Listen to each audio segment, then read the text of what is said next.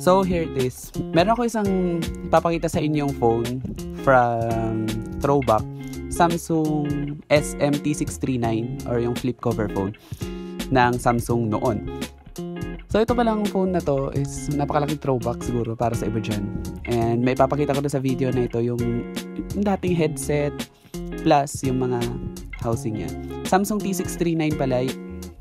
Nagulat din ako kasi napapalitan pala siya ng housing or yung color na yan, tulad yan. Pwede mong ilagay yan, pwedeng yan, pwedeng yan. So, yun. So, ito. Unang-una ko ipapakita itong maliit na adapter na to. Ano to para sa socket ata to? Hindi ako masyadong familiar since yung mga Samsung naman na galing dito sa Pilipinas ay walang ganyan nakasama sa box. So, yun. And ang charger pala niya, and kung familiar kayo sa ganyan na charger, hindi ko alam kung anong tawag dyan. Ayan. So, ganyan pala ang charger niya.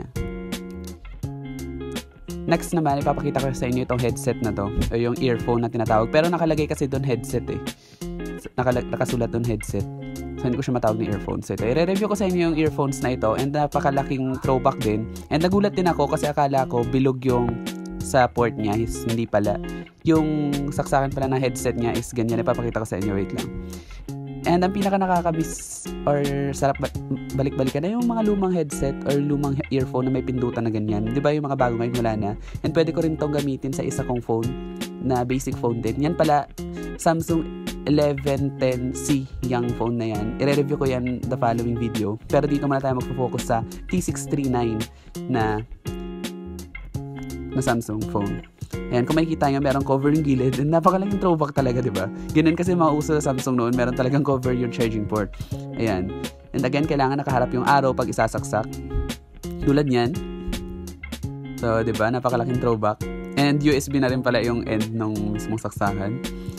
And kapag isasaksak yun naman yung earphone, ganyan siya. And nagulat ako kasi yung earphone na isang tenga lang. So, ibig sabihin pang call lang siya. Hindi siya yung parang pang music talaga. So, ayan. Yan pa lang, siguro, pagpalagay na natin na yung button na yan ay for answering call. Siguro i-demo ko yan, pero hindi na dyan sa phone na yan. Meron kasi ako phone dito, yung pinakita ko kanina na color orange. Doon ko i-demo yung headset, handset, earphone, whatever na yan. Kung paano nga ba yun gumagana. Parang sa answering call ata yan, kaya may button eh. So yun, sara na natin siya. Ayan. Yan. Yan pala yung earphone. And yun. Ngayon, titignan natin yung iba-iba pang color. Sa side pala, meron siyang micro SD slot plus yung camera button.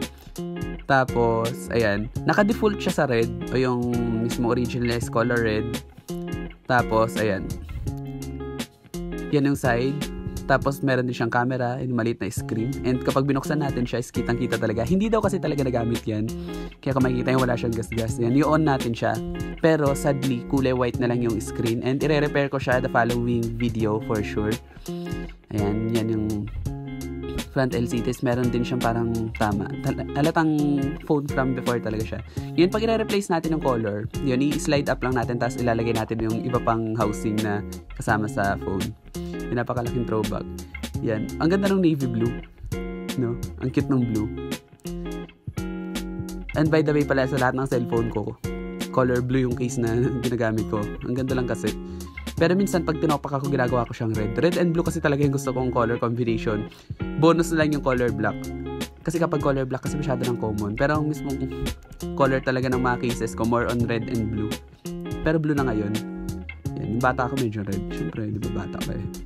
Next naman ito try natin ay yung kulay light blue naman na housing. Housing na itawag natin since housing ang tawag sa kapag Nokia yan, di ba? Sa mga Nokia phone, di ba housing ang tawag dyan, housing cover. Pero since sa Samsung hindi ata. Hindi, sa Nokia kasi parang express cover ata ang tawag, pero dyan kasi hindi. So, yan. Meron din palang army green, yan. Yung bang tawag dyan? Kakulay kasi ng camouflage, pero ganyan siya. Kulay blue na light. Tapos pagbubuksan natin yung battery cover, yan. I-slide down lang, tapos tanggalin na yung dalawang ganyan. Tapos, open na. Yung battery pala na yan, custom replacement since wala na ako mahanap na original battery niyan ngayon. Meron man ako makita sa eBay pero kailangan no order pa ako sa eBay, sobrang tagal ang delivery. Kaya ang ginawa ko, nag-custom build ako. Kumuha ako ng battery na incompatible, tapos hininang ko yung mismong battery. Yung battery na yun, meron siyang wire na red, black. Hininang ko na sa mismong phone. Ayan, soldered ko na siya sa mismong board para magamit lang yung cellphone na yan at mag-power on lang siya. So, ayan. So, makikita nyo. Ang ganda naman ng kulay red. Plus, ayun lang nga. So, ganun lang ulit ang pagbabalik ng back cover. Ganyan. Tapos, snap in place na siya. Tapos, next naman na ipapakita ko sa inyo ay once na pinindot ko yung shutter button o yung camera, dyan sa camera button, dyan sa gilid, dadalhin na kayo agad sa camera application. Pero since sira kasi yung LCD and gagawin ko pa na restoration video the following year siguro pag i-repair ko siya, yun ipapakita ko sa inyo ulit. Pero for now, wala muna. Ano lang, next project lang para magandang tingnan. So, ang next naman ay yung ba dito. Isa pa pala sa napansin ko na talagang hindi siya nagamit ay yung keypad niya. Talagang unique pa yung tsura niya. Parang walang discoloration sa keypad, walang color fading, walang ganon. So, ayun lang naman siya. So, sa bottom part naman niya ay napaka-plain lang ng design pero unique. Ayun. Ito, ilalagay ko lang yung mga accessories sa tabi niya para makita nyo. Talaga na-amaze ako dyan sa earphones na merong button. Alam ko for answering calls yun eh.